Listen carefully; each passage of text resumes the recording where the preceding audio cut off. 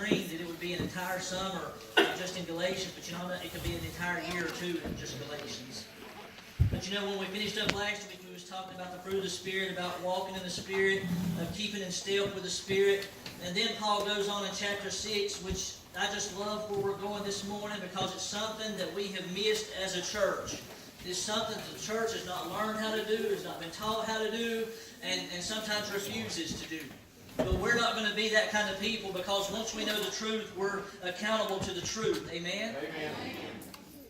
And so in Galatians chapter 6, brothers, if someone is caught in a sin, first of all, I want to stop right there with the caught, because a lot of times we have misread this and we have misused this situation when it says if a brother is caught in a sin.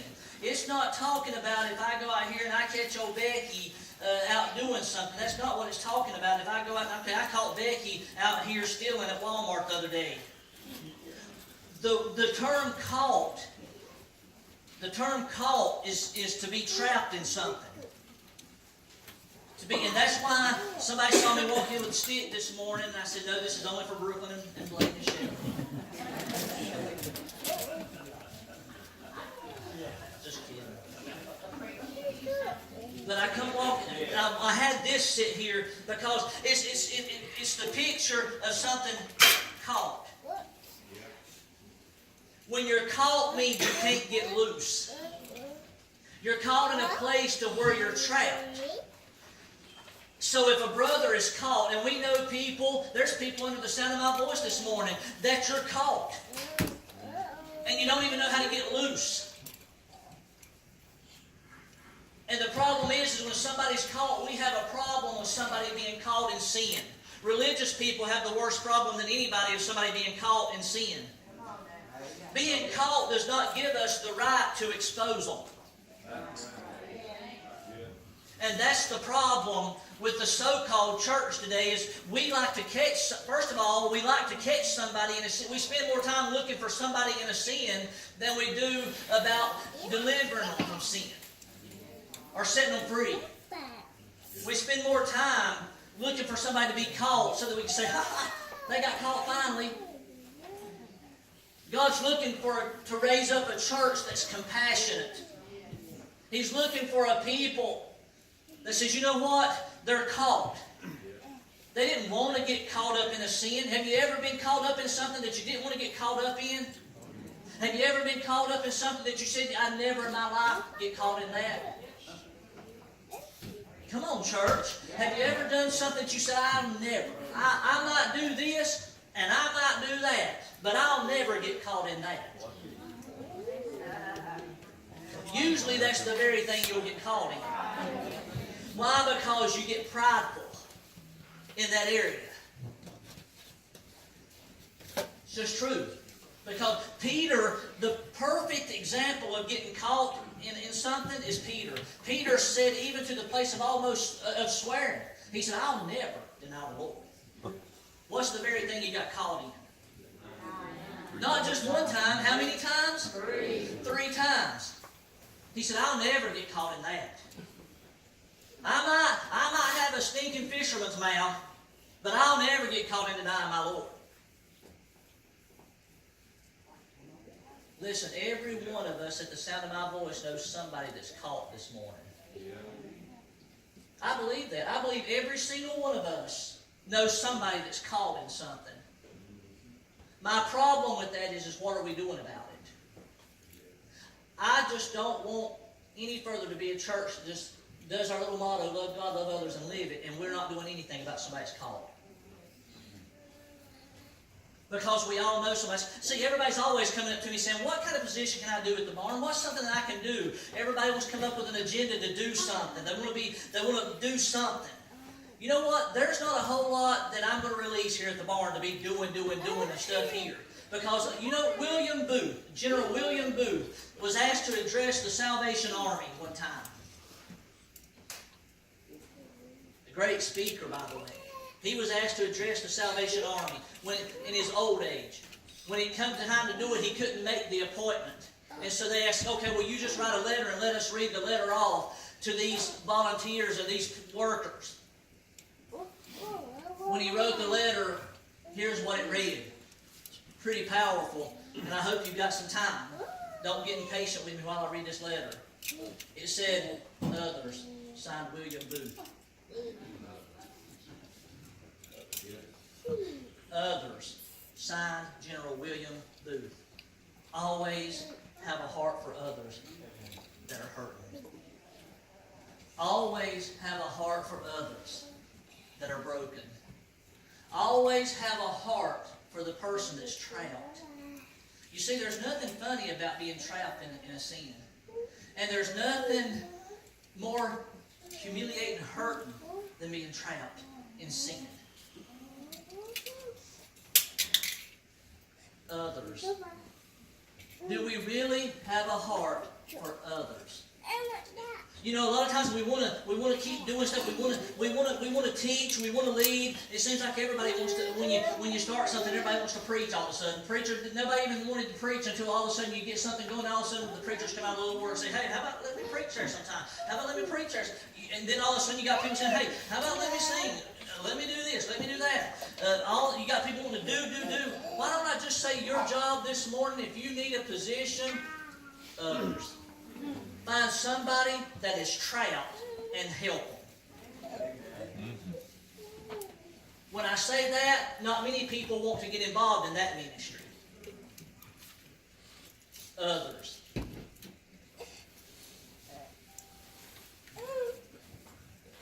You're going to hear others all morning, so you might as well get used to it. Now, is it about us too? Yes, it's about us too. But it's about others. Reaching out to others. You see, a lot of people, even sitting here this morning, need somebody. You're just here just hoping somebody will come and say, "Hey, I'm trapped. I need help." There's somebody that could be here this morning, but because the church hadn't been the church that the church is supposed to be, because the church has talked a good talk, but they hadn't walked it out, nobody's coming and they're setting anybody free. If we really cared, I believe, including me, I'm guilty. You see, I always preach to myself first. But we've got to start spending more time of having eyes to see those that are trapped and those that are hurting. Not anybody can restore. It says, brothers, if someone is caught in a sin, you who are spiritual. He's given us 4 things that we can do here. First of all, somebody that's caught, and then you that are spiritual. Only a spiritual person can get somebody free that's trapped.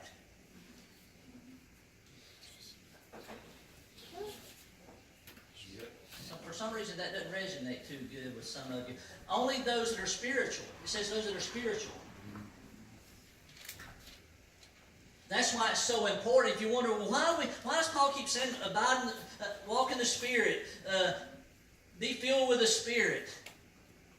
Because you know what? That Spirit, being filled with the Spirit and walking in the Spirit is so that you can help other people. It's not just for you to walk out and say, "Look, I'm filled with the Spirit. I prophesy, I speak in tongues, I do all this stuff, and I do all this stuff." Sure, that stuff's fine if that's where the Lord's got you. But you're really filled with the Spirit and the power of God so that you can reach out to a broken, trapped, hurting world that's trapped in a trap of sin. And the only way we're going to see them set free is if we are a spiritual people that's walking in the Spirit. Why are we walking in the Spirit? So that we won't fulfill the lust of the flesh. The lust of the flesh, and a lot of times, and see, that's another thing that we get so wrong a lot of times. We think the lust of the flesh is just jumping in bed with somebody. Or not looking at pornography. No, the lust of the flesh just keeps you from being judgmental. It keeps you from anything that you can name. That's why we walk in the Spirit, so that we don't fulfill the lust of the flesh. Because the lust of the flesh, when somebody's trapped in sin, the first thing the lust of the flesh wants to do is say, "Hey, it wasn't me, Jim." Or the lust of the flesh, the first thing they'll say, Ron, is, "I knew it was coming. I saw that coming a long time ago. I saw that coming right after they got saved." The lust of the flesh will start automatically judging a person. So that's what the flesh wants to do. The flesh wants to just get prideful and arrogant and self-centered. You who are spiritual should restore him gently. Then you got the word gently. Boy, I've seen some really gentle Christians, haven't you? You see, the reason I wanted this steel trap is because you all know I enjoy the outdoors. But I was outside, and I got to thinking about the trap. And a lot of times we're so hard on believers when they get caught in a trap. But you know, me and Patrick, me and Milton, me and Butch could be walking along. Me and Jake, we all could be walking along with good intentions, and before you know it, you can step off in a trap that you didn't see. You see, most traps are where you can't see them. I was to set this trap for a coyote, and I really wanted to use Billy instead of the stick this morning. It's my heart.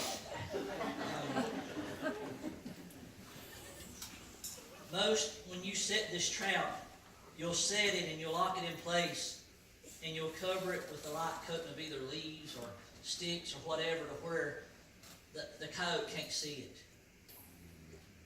And while he's just running along doing his thing, he steps in that thing and bam, he's done. The thing about it is he's not dead. He's just trapped. The problem with the church today is when somebody gets trapped in a sin, we just write them off as dead and no good and no account. And they're really not dead. They're really not dead, they're hurting. When that steel trap slams, that stick, notice that stick didn't go nowhere. That stick ain't going anywhere. And when that trap closes on that coyote, he's still alive, but he's hurting. He's scared. He's ticked off. And that's why we have to be gentle, Jake.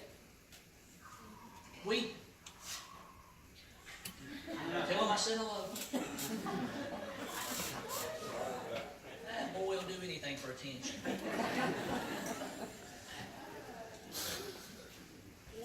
He'll mess a sermon up in a minute.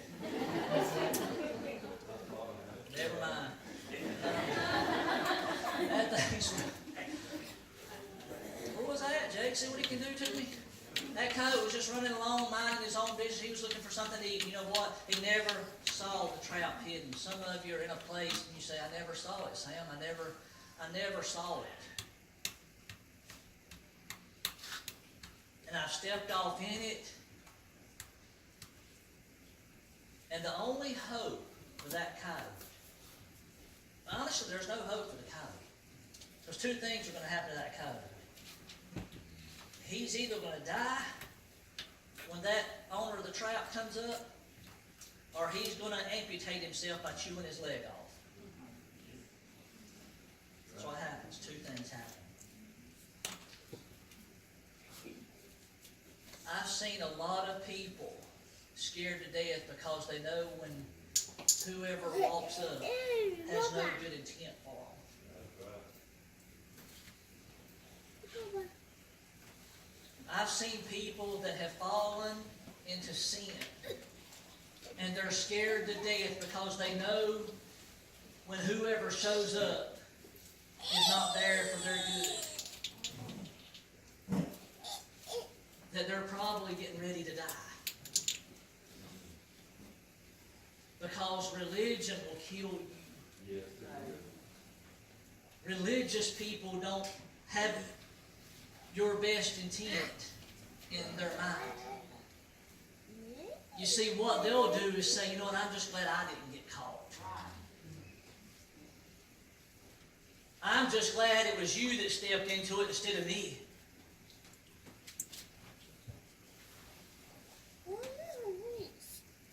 The Bible says we're supposed to be gentle. The reason we're supposed to be gentle is because you know what? Tomorrow you might need somebody to come rescue you. Tomorrow you might need somebody to come up to you and say, you know what? I'm so sorry that you got caught in this mess and that you're trapped. That coyote, when you come up to him, you better be gentle because he's mad. He's mad, bro, because he's hurting. Are any of you ill when you're hurting? I figured you was.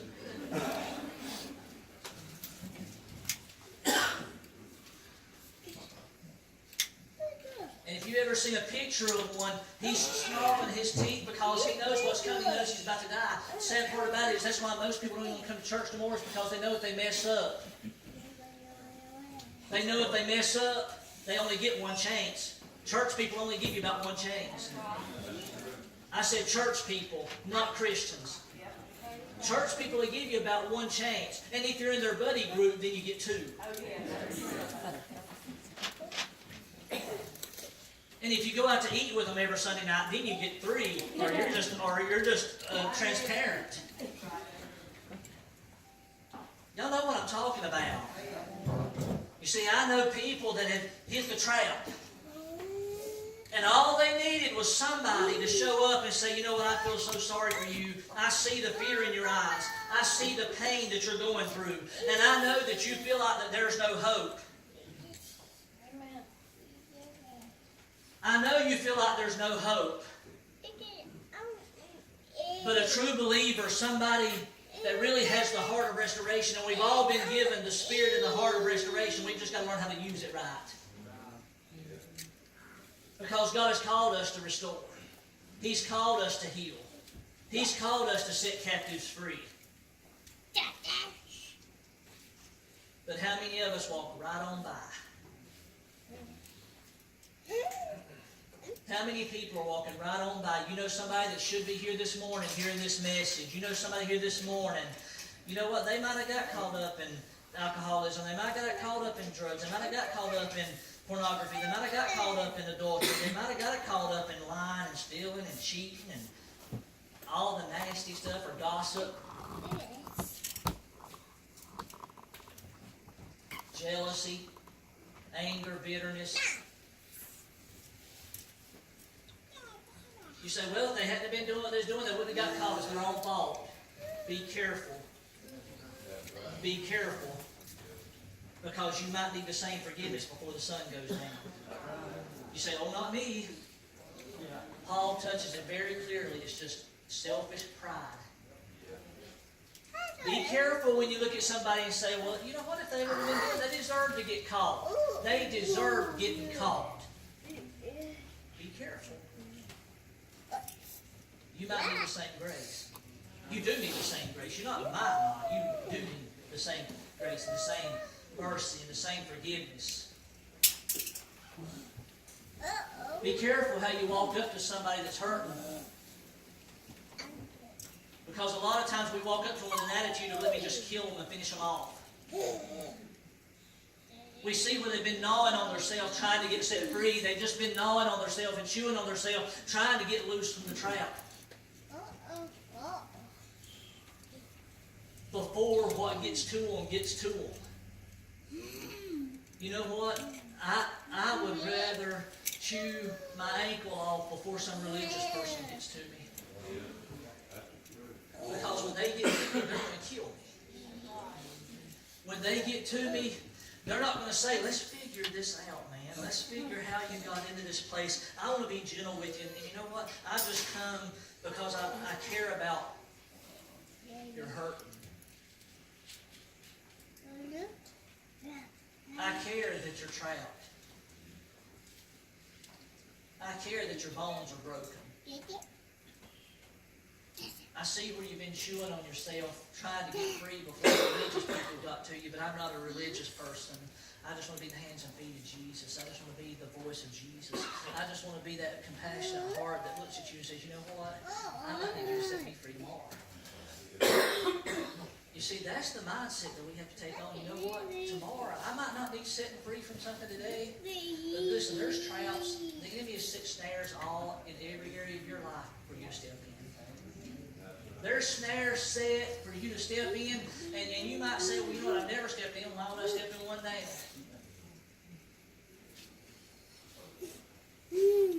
Because the enemy will steal, kill, and destroy you. He sets snares everywhere.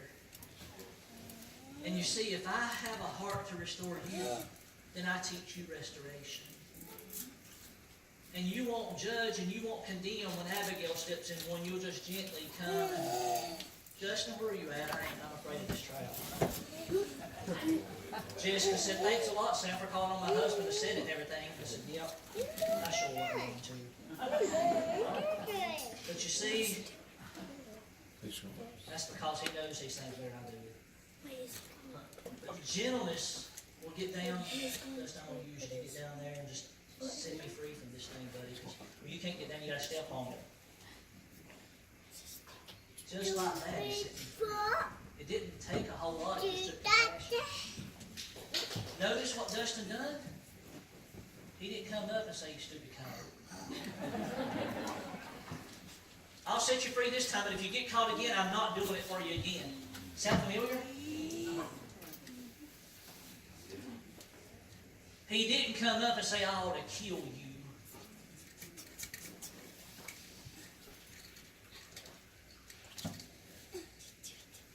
I'll let you go, but you know what? I don't want nothing to do with you. I'll be nice and let you go, but I don't want nothing to do with you.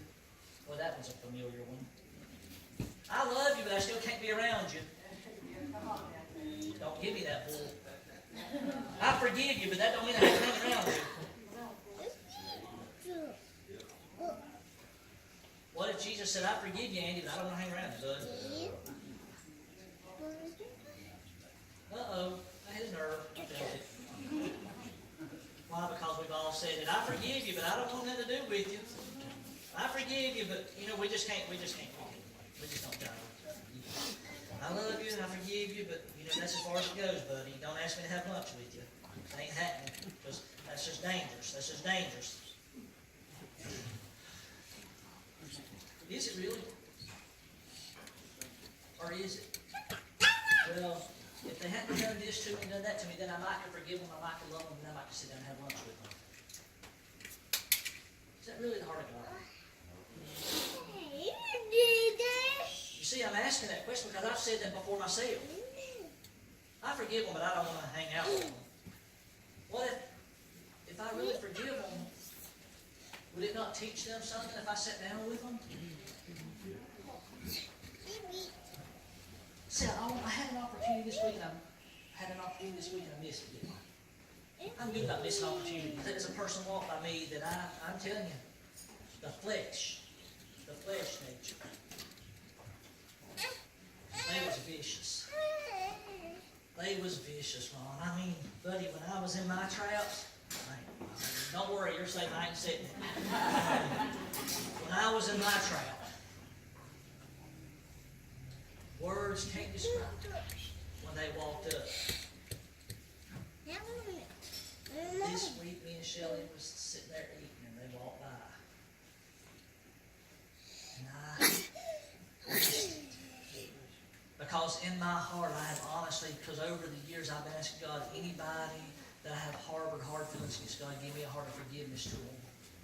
And let me restore them back into the place that they deserve to be. Jeannie, they walked right by my table. And I know I was supposed to say, I forgive you.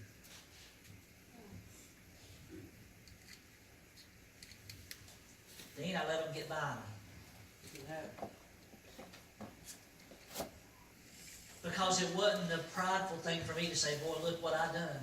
It was because I really felt in my heart it was time to say, I forgive you.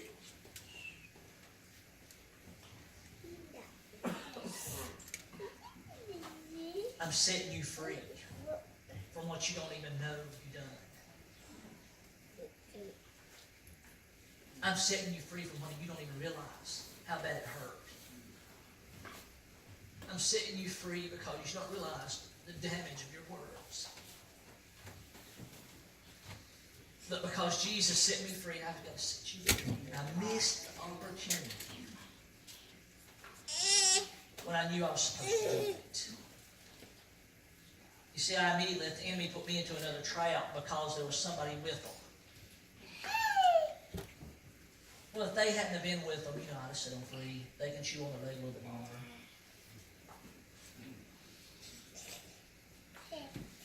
We have the opportunity to set people free. And we've got to be people that are setting people free from traps that they've walked into. Just because you're a Christian don't mean you can't get trapped. Just because you come to church every Sunday don't mean you can't get trapped. Just because you read your Bible every day don't mean you can't step into a trap, a snag. Amen? Because you see, you can even step into the snare of pride and arrogance and self-centeredness like you would never do that, and that's just as dangerous as stepping into a pride of adultery. Into the pride of adultery. Into the snare of adultery. Or into the snare of pornography. You see, pride's the most dangerous one of all of them. Because pride is the root of every one of them. When you get to the root of anything that a person has got into a snare on, it'll go back to the root of pride. You who are spiritual. See, we've got to be spiritual. And restoring gently. But watch yourself, or you also may be tempted. I like that. I like that part. Watch yourself, or you also may be tempted. Some people says, and a lot of times we say, well, you mean that means I'll be tempted if Jake fell into the sin of pornography and I'm helping him, I might be tempted to fall into the sin of pornography. That's not what it's talking about. It's saying be careful and watch yourself that you ain't so prideful that you start judging him and condemning him. That's really what it means. You see, we spend all of our time saying, well, I ain't going to restore him because, you see, what if I fall into the same mess he fell in? Then nobody's going to like me either. I mean, I see how they don't like him. I see how they treat him. So, Lord God, if I hang around him, and then if I get tempted to fall into pornography and I fall into it, then look how they treated him. I don't want to be treated like that. That's not what it means. It means be careful so that while I'm helping him, I don't get conceited and arrogant and prideful and start saying, Jake, really, dude, I love you, I want to help you, but really, dude, I can't believe you've done that. You really ought to be ashamed of it. I want to help you, buddy, but really, Jake, how could you? That's what it means. Be careful that while you're restoring somebody, you don't fall into a trap yourself of judging. Because everything that we do for Jesus has to come through compassion. Love. Love. Everything has to be done in love. You see, don't come, if I'm trapped, don't come because you just want somebody to brag and say, boy, ain't that Kathy Hallfield something? Ain't that, we come with an attitude, we want people to see what we've done. Ain't that Kathy something? She just went right up to that Abigail. Look how she's just jumped in there and helped her. We want people's praises. If you're coming to build up your own agenda, build up your own praises, don't come help me.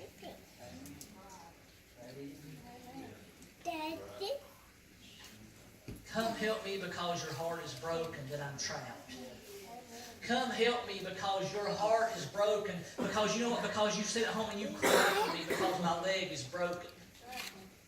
Come help me because you know what? If he stays in that place, he's eventually going to eat his leg off and self-destruct himself. You see, there's been times I've been entrapped. People would come just because they wanted to know. They wanted to know. They didn't come because they cared. They didn't come because it's nosy. They wanted to be the first. If I come to you, it's going to be because it's just between me and you. We should never rescue anybody to expose them. When somebody is caught and trapped, we shouldn't holler out, hey, yeah, old Butch got caught. We like to announce when somebody's trapped in a sin. Come on, let's just be honest.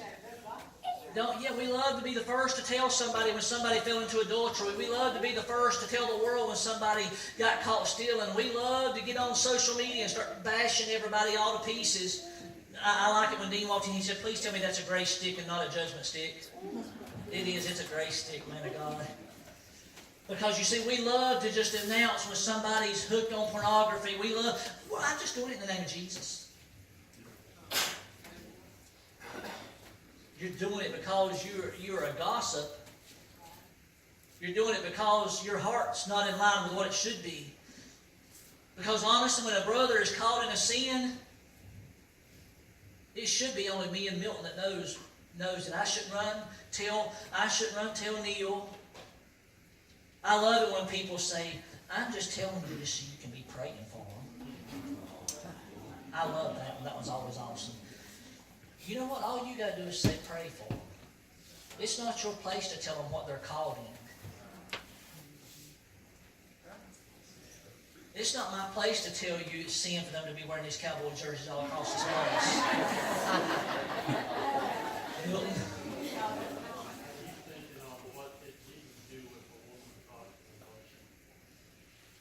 He didn't condemn her one time.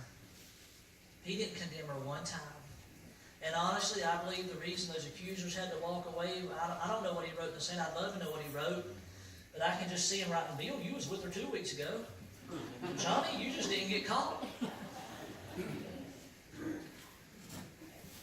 I believe those religious rascals turned and walked away because they didn't have nothing to say. Because they're guilty. You see, a lot of times we'll tear somebody down when we're guilty of the same thing. We just haven't been caught. You just ain't been caught. And if you ain't been caught at that, there's something in your closet if you can pull the curtain back. And if we can pull every person's curtain back in here, we have no right to judge or condemn anybody. But we also have to be careful in that area too, that we don't become passive and don't speak truth to the person that's caught.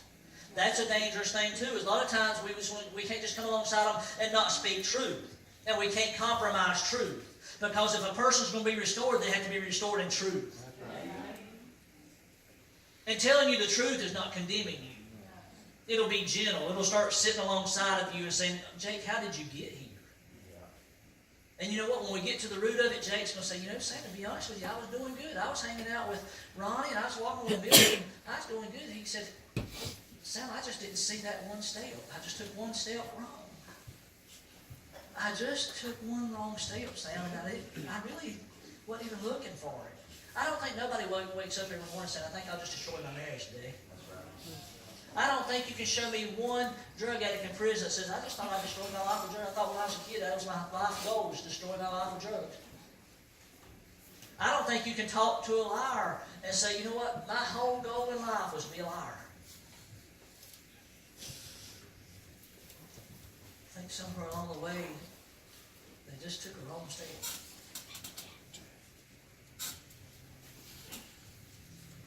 And we've all took a wrong step. You see, I'm looking at some people here this morning that you had to amputate yourself. Nobody come to help you. And you feel mangled and maimed and you feel, and you look at it where you had to chew it off yourself because nobody can. You know, I shared a story with you even about my life, how my house became a prison to me. For about 2 years it became a prison. I didn't leave it. All I do is stand and I stood at our bay window when Shelly and the kids would leave for school. I would always act like I was busy. She'd come in through the day, at the end of the day, see what you done. I'd have all kind of stuff that I acted like I'd been busy when the whole time. When the garage door would close, I would go pull a chair up to our bay window and I would sit at the bay window. So many people had told me they loved me.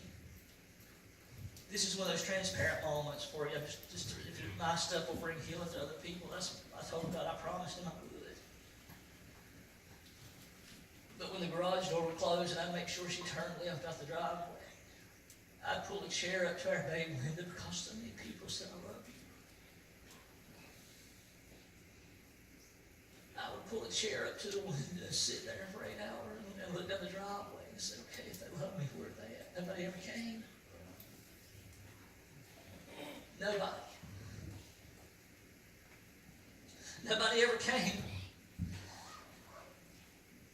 Love means nothing without action.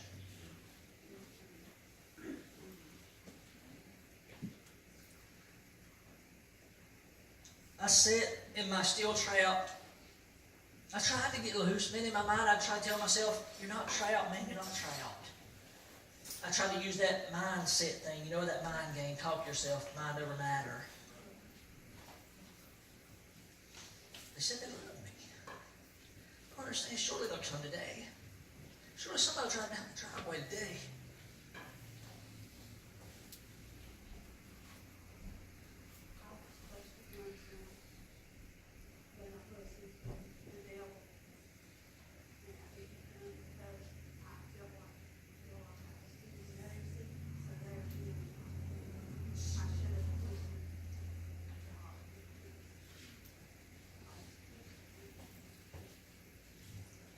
it's okay.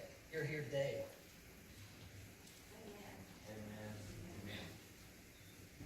You know, that's the second time that's happened this week. There was a man called me this week. He said, I need to apologize to you. He said, I was supposed to stand beside you, and I didn't. He said, I'm a pastor. I was a pastor, and I didn't stand with you.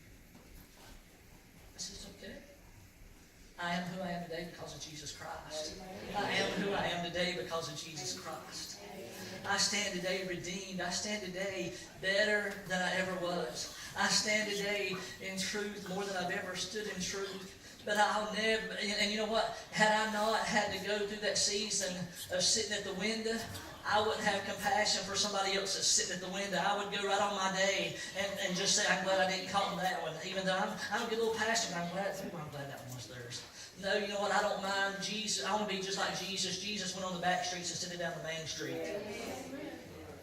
Jesus walked down the back streets, and you know what? He walked down the back streets of the outcast. He walked down the back streets of the prostitutes. He walked down the back streets of the alcoholics. He walked down the back streets of the brokenhearted. He walked down the places where nobody else wanted to walk. And he said, if you want to follow me, you better get ready, because it's going to take you places that you don't want to go. It's going to take you places that religion ain't going to go. It's going to take you places where pride and arrogance ain't going to go. I'm going to take you right up in the heart of the messes, and I'm going to sit down beside of them, and I'm going to love them, and I'm going to restore them, and I'm going to be compassionate, and I'm going to listen to them, and I'm not going to judge them, and I'm not going to condemn them. I'm not going to hurt them, but I'm going to gently touch them, and when I touch them, I'm going to heal them, and when I heal them, I'm going to set them free, and when I set them free, they're going to change the world. You see, that's what we've got to be as a people that understand, you know what, just because I got caught doesn't mean I'm out. Just because you got caught, you're still valuable to God. Some of you had to chew your leg off before anybody cared enough about you to get to you, but you're still in good shape. You're in better shape than you was if religion had got to you anyway.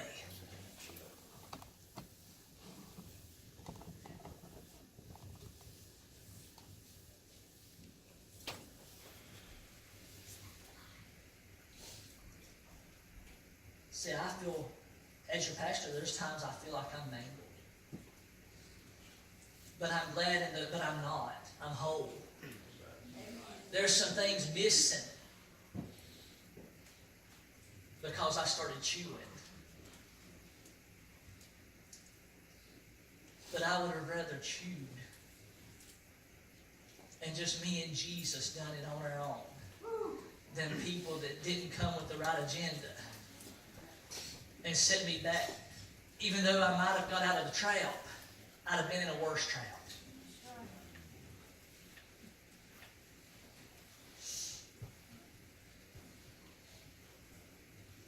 I'm about to wind it down. I thought I was going to preach a whole lot longer, but I feel like I've about said all I need to say for some reason.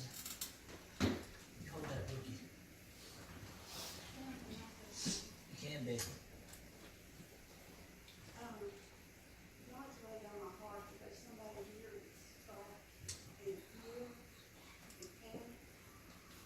Stand up and speak, Becky.